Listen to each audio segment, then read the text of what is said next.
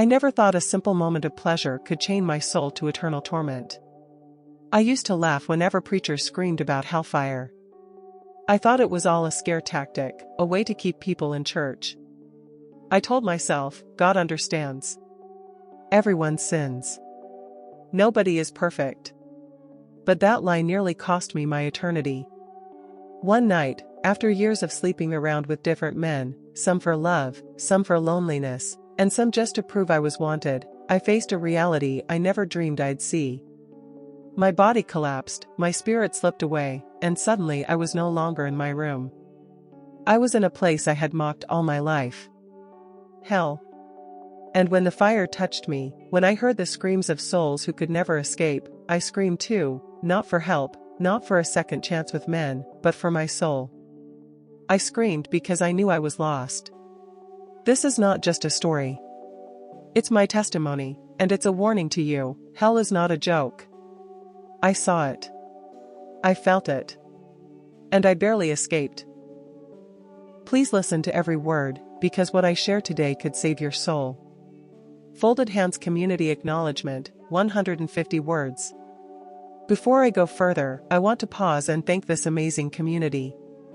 Each time you watch, share, and comment on these testimonies, you are helping spread the truth that so many people desperately need to hear. Your support means lives are being touched, families are being warned, and souls are being saved from destruction. I'm deeply grateful to every subscriber, to those who leave thoughtful reflections in the comments, and to those who pray for this channel's mission. You are not just an audience, you are part of a movement of light in a very dark world. If you are new here, I welcome you with open arms. Join us, because these testimonies are not entertainment. They are lifelines. And if you've been here for a while, thank you for standing strong. God sees your support, and I believe heaven records every act of love you show. I grew up in what people would call a Christian home, but the truth is, I only learned how to act like a Christian, not how to live like one. My parents took me to church every Sunday. I could sing all the hymns, clap my hands, even recite memory verses. But inside, my heart was empty. I saw Christianity more like a routine than a relationship. As I got older, my curiosity about the world grew stronger than my desire for God. I remember being a teenager and watching my friends talk about boys, relationships, and parties. I felt left out, like I was missing out on the fun of life. By the time I turned 17, I had already kissed more boys than I could count. To me, it wasn't a big deal. Everyone was doing it, so why shouldn't I? At 19, I moved to the city for school. That's when everything spiraled out of control. Freedom, for me, meant recklessness. No one was there to monitor when I came home, who I was with, or how I lived my life. I told myself, I'm young. This is my time to explore. I'll settle down and get serious about God later. But later never came. Men became my escape from loneliness. When I felt rejected, I would dress up, go out, and find someone who made me feel beautiful, even if only for a night. When I was angry, I sought comfort in the arms of another stranger. When I was depressed, I thought intimacy would numb the pain. I didn't realize I was digging a pit for my own soul. I never liked to admit it, but deep down, I hated myself. Every morning after a night of pleasure, I would look at my reflection and whisper, "You're worthless. You're dirty. Who will ever truly love you?" But instead of stopping, I drowned that shame by chasing more men. Spiritually, I was worse. I went to church occasionally, but I sat there like a stranger. Sermons about sin made me uncomfortable, so I avoided them. If someone brought up hell, I laughed it off. How can a loving God send people there? I'd ask mockingly. To me, hell was just a tool pastors used to scare people into obedience. Still, I couldn't silence the little voice that spoke when I was alone. What if it's real? What if you're on the wrong path? But instead of listening, I covered it up with noise, with distractions, with sin. Looking back, I see how pride blinded me. I thought I had control over my life, that I could play with fire and not get burned. But I was wrong. My lifestyle was slowly killing me, not just physically, but spiritually. And I didn't even realize it. Until one night. One unforgettable night in 2016 that ripped the veil from my eyes and dragged me into the very place I swore didn't exist. It was a Friday night in the summer of 2016. The city lights were buzzing, music was blasting from clubs down the street, and my heart was restless. I had just finished a week of stress, disappointments, and arguments. My phone kept buzzing with messages from a man I had been seeing casually. He was older, wealthy, and I liked how he spoiled me. I told myself I deserved it. That night, I dressed up in a tight black dress, put on my best lipstick, and stepped out. I remember staring at my reflection in the mirror and whispering, "At least someone wants me." But deep inside, I knew I was broken. We went to dinner, then to a lounge, and then back to his apartment. There was drinking, laughter, and the kind of emptiness I was used to covering up. I remember pouring one more glass of alcohol, ignoring the dizziness already clouding my mind. Then it happened. Suddenly, my chest tightened like a heavy weight had dropped onto me. I gasped for air, but it felt like my lungs weren't working. My head spun violently. The room blurred. The laughter around me faded into muffled echoes. My heart pounded out of rhythm, and I collapsed on the floor. I could faintly hear someone screaming my name, shaking me, but their voice grew distant. Like they were standing on the other side of a tunnel. My body lay there, but I felt myself slipping out. And then, I saw me. I was floating above, looking down at my own body sprawled lifeless on the floor. My eyes were half open, my lips pale, and people around me panicked, dialing for help. A chill swept through me, not of cold, but of terror. Am I dead? Is this it?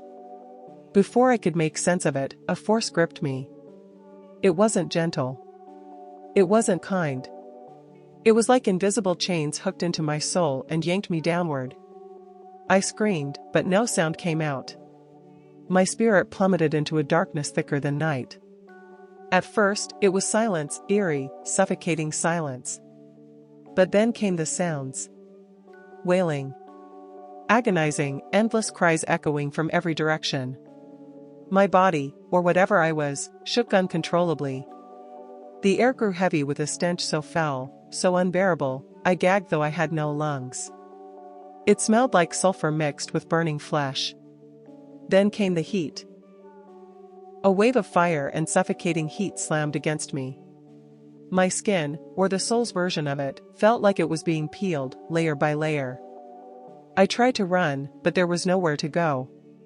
The darkness was alive, crawling, pressing against me with unseen claws. I saw shadows moving, human-like shapes writhing and screaming. Their mouths opened wide, but their eyes carried only despair. Some clawed at invisible walls, some tore at their own skin, some shrieked in languages I couldn't recognize. Yet somehow, I understood their pain. They were lost. Forever. Fear consumed me. I shouted, "God! Please, no! Please, help me!" But my voice was swallowed by the chaos. The force dragged me deeper. Each second, the cries grew louder, the heat unbearable, the darkness thicker. I thought of every sermon I ignored, every warning I mocked, every moment I chose sin over God. And then it hit me like a sword through my chest. This is where I belong. I wasn't just visiting. I wasn't an innocent bystander. My choices, my sins, my rebellion, they had chained me here. And as that realization sank in, a terror unlike anything on earth ripped through me. I screamed, not for another man, not for escape from pain, but for my soul. And yet, the descent had only just begun. The deeper I was pulled, the darker it became. Yet even in that thick darkness, I could see. It wasn't the light of the sun, or the glow of lamps, it was the sickening illumination of flames rising from pits scattered across the landscape. Fire burned without consuming. Shadows twisted and writhed in eternal agony. And then I realized with horror, those shadows were people. I heard screams so piercing they seemed to stab through my very being. Some voices cried out for mercy. Some cursed violently. Others wailed in hopeless despair. The sound wasn't like the weeping of earth. It was layered, endless, like a million throats crying in unison, each carrying its own story of regret. I was dragged past a pit where men and women were chained together, flames licking their bodies. Their skin melted and reformed only to burn again. The stench of charred flesh filled the air. I wanted to turn away, but something forced me to look. Among them, I noticed faces twisted in torment, beautiful women, strong men, people who once looked desirable on earth, now grotesque in eternal suffering. I could almost hear their stories, once lovers, cheaters, seducers. I felt a voice whisper in my heart, "These are the ones who lived as you lived." Suddenly, I was hurled toward another chamber. The ground felt alive, vibrating with hatred. I stumbled, trying to catch my balance, but unseen hands shoved me down. Around me were countless souls, men chasing after women, women chasing after men. Their bodies entangled, yet burning, worms crawling in and out of their flesh. They screamed, not from pleasure, but from torment. My heart shattered. I remembered every time I said, "It's just one more night. Just one more fling." I saw the faces of the men I used, the ones who used me. I felt the weight of my own choices pressing like chains around my soul. Demons slithered among the souls, dark, hideous creatures with twisted faces and wings like bats. They laughed, mocking the cries of the people. One demon, tall and skeletal, pointed at me and hissed, "You thought you were in control? Now you are ours." Fear consumed me. I tried to run, but the ground beneath me split open. Flames burst upward, and from inside rose hands, burning, skeletal hands that grabbed at my legs. They pulled me down, deeper into the fire. I screamed, clawing at the ground, "God, please. I don't belong here. Please, give me another chance." But a cruel voice echoed in the darkness, "You had your chance. You mocked God. You chose this." The flames engulfed me. My skin bubbled, my body writhed. Yet I didn't die. I couldn't. That was the horror of it. Death had abandoned me. Pain was eternal. Regret was eternal. I saw a woman beside me, shrieking, "I never believed. I never believed." Her words pierced me, because I knew that was me too. I believed in pleasure. I believed in the world. But I never truly believed in God's judgment. The weight of eternity settled on me. I thought of my mother's prayers, my father's warnings, the sermons I ignored. All of it replayed in my mind like a cruel movie. And the worst part? I knew it was too late. I screamed again, not for a man, not for relief, but for my soul. "God, please. Don't let this be my end." And just when I thought the flames would swallow me forever, something shifted. The fire paused. The darkness trembled. And in the distance, I saw a light. The deeper I was pulled, the darker it became. Yet even in that thick darkness, I could see. It wasn't the light of the sun, or the glow of lamps, it was the sickening illumination of flames rising from pits scattered across the landscape. Fire burned without consuming. Shadows twisted and writhed in eternal agony. And then I realized with horror, those shadows were people. I heard screams so piercing they seemed to stab through my very being. Some voices cried out for mercy. Some cursed violently. Others wailed in hopeless despair. The sound wasn't like the weeping of earth. It was layered, endless, like a million throats crying in unison, each carrying its own story of regret. I was dragged past a pit where men and women were chained together, flames licking their bodies. Their skin melted and reformed only to burn again. The stench of charred flesh filled the air. I wanted to turn away, but something forced me to look. Among them, I noticed faces twisted in torment, beautiful women, strong men, people who once looked desirable on earth, now grotesque in eternal suffering. I could almost hear their stories, once lovers, cheaters, seducers. I felt a voice whisper in my heart, "These are the ones who lived as you lived." Suddenly, I was hurled toward another chamber. The ground felt alive, vibrating with hatred. I stumbled, trying to catch my balance, but unseen hands shoved me down. Around me were countless souls, men chasing after women, women chasing after men. Their bodies entangled, yet burning, worms crawling in and out of their flesh. They screamed, not from pleasure, but from torment. My heart shattered. I remembered every time I said, "It's just one more night. Just one more fling." I saw the faces of the men I used, the ones who used me. I felt the weight of my own choices pressing like chains around my soul. Demons slithered among the souls, dark, hideous creatures with twisted faces and wings like bats. They laughed, mocking the cries of the people. One demon, tall and skeletal, pointed at me and hissed, "You thought you were in control? Now you are ours." Fear consumed me. I tried to run, but the ground beneath me split open. Flames burst upward, and from inside rose hands. Burning, skeletal hands that grabbed at my legs. They pulled me down, deeper into the fire. I screamed, clawing at the ground, "God, please. I don't belong here. Please, give me another chance." But a cruel voice echoed in the darkness, "You had your chance. You mocked God. You chose this." The flames engulfed me. My skin bubbled, my body writhed. Yet I didn't die. I couldn't. That was the horror of it, death had abandoned me. Pain was eternal. Regret was eternal. I saw a woman beside me, shrieking, "I never believed. I never believed." Her words pierced me, because I knew that was me too. I believed in pleasure. I believed in the world. But I never truly believed in God's judgment. The weight of eternity settled on me. I thought of my mother's prayers, my father's warnings, the sermons I ignored. All of it replayed in my mind like a cruel movie. And the worst part? I knew it was too late. I screamed again, not for a man, not for relief, but for my soul. "God, please. Don't let this be my end." And just when I thought the flames would swallow me forever, something shifted. The fire paused. The darkness trembled. And in the distance, I saw a light. When I opened my eyes that night, gasping for air, I knew nothing could ever be the same. The man standing over me kept asking if I was all right, but I couldn't even answer him.